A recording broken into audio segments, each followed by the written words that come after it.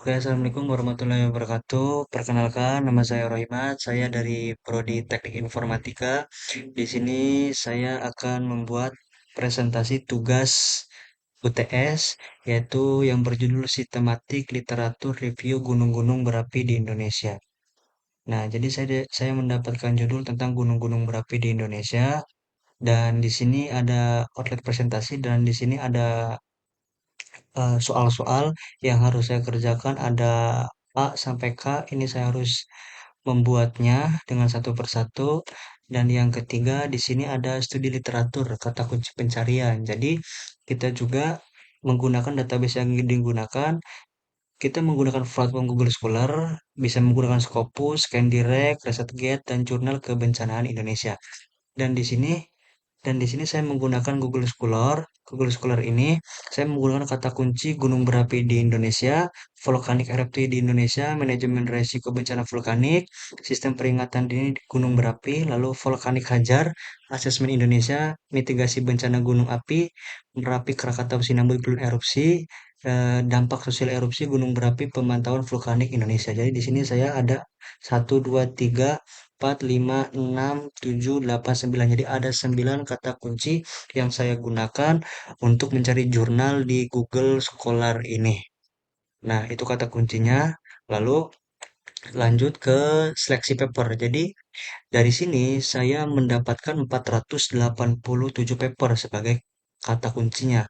Lalu saya seleksi menjadi 214 paper dan sehingga saya menyeleksi lagi sampai akhirnya menjadi 48 paper.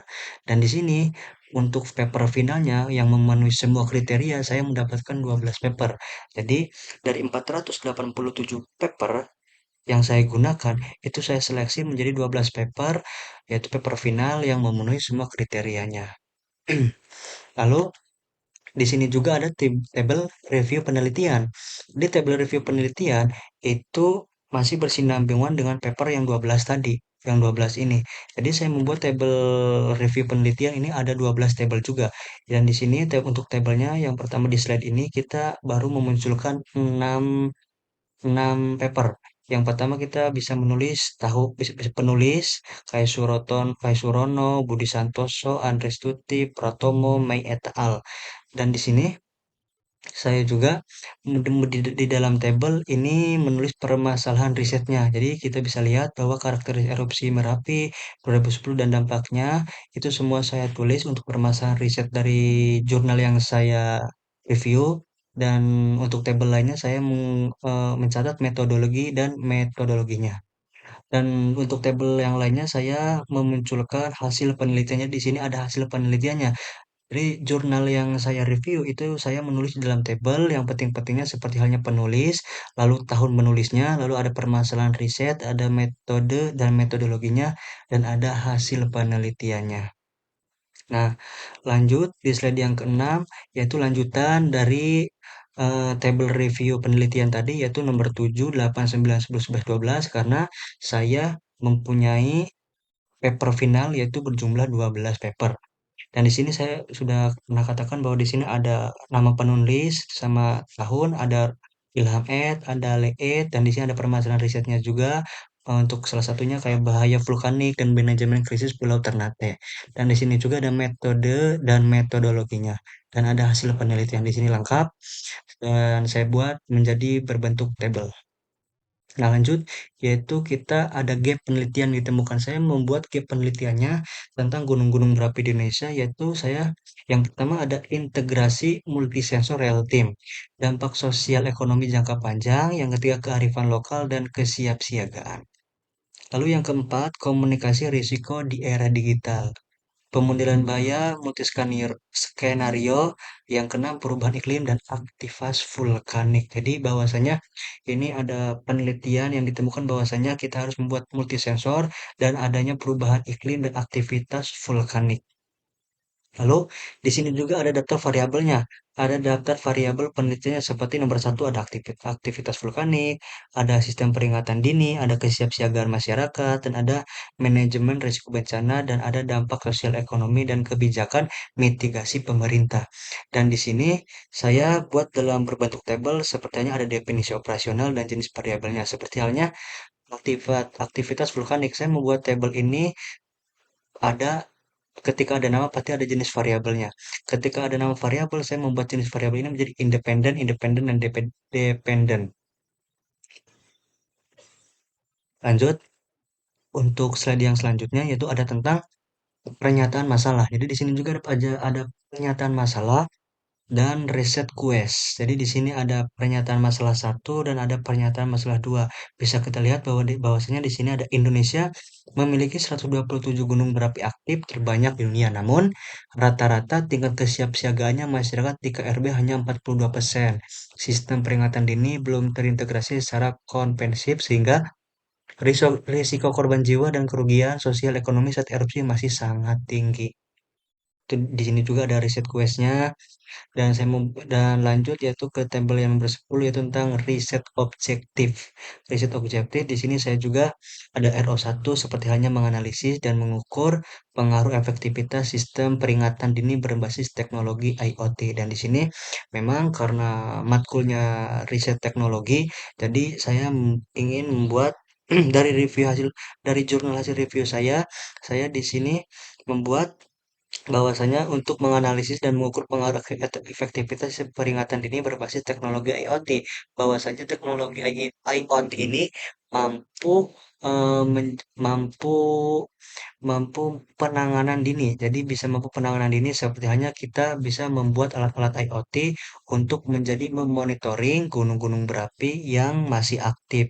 Supaya apa? Supaya kesiapsiagaan masyarakat itu bisa kita evakuasi.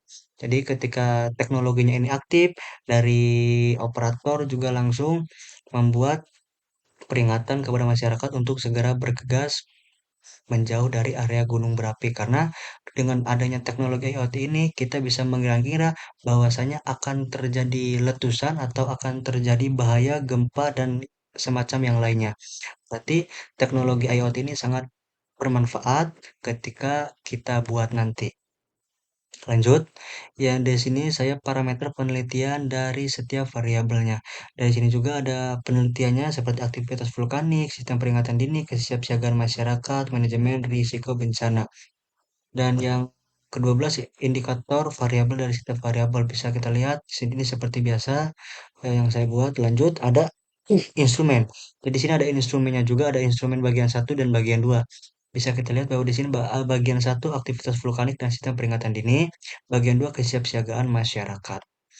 Lanjut, instrumen konsesioner. Bisa kita lihat juga di sini ada dampak sosial ekonominya dan ada manajemen risiko dan kebijakan pemerintah.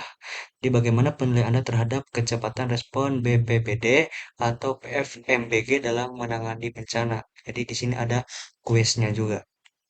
Lalu ada daftar referensi. Jadi saya menggunakan 12 paper di sini. Jadi ada 12 paper saya bentuk dalam tabel menjadi data referensi bahwa ada penulis, ada jurnalnya, ada linknya. Di sini juga ada linknya ya. Ada link yang sudah saya taruh supaya kita bisa tahu bahwa di sini ada jurnal yang saya review. Dan untuk kesimpulannya yaitu 12 paper ilmiah asli diidentifikasi melalui metode Prisma dari 487 paper awal dan 6 gap penelitian teridentifikasi pada domain gunung berapi Indonesia. Jadi kesimpulannya pada presentasi ini yaitu adalah kita poin-poin pentingnya yaitu kita menemukan titiknya, menemukan titik permasalahan, menemukan solusi dan hasilnya. Jadi permasalahannya di sini yaitu adalah permasalahan tentang gunung-gunung Merapi yang masih aktif. Gunung-gunung Merapi yang masih aktif ini sangat berbahaya bagi warga sekitar. Soalnya ketika ketika kita tidak tahu keaktifan gunung ini, maka sangat berbahaya bagi warga sekitar akan eh, menimbulkan bencana bagi masyarakat juga dan akan membuat masyarakat kita merasa tidak nyaman.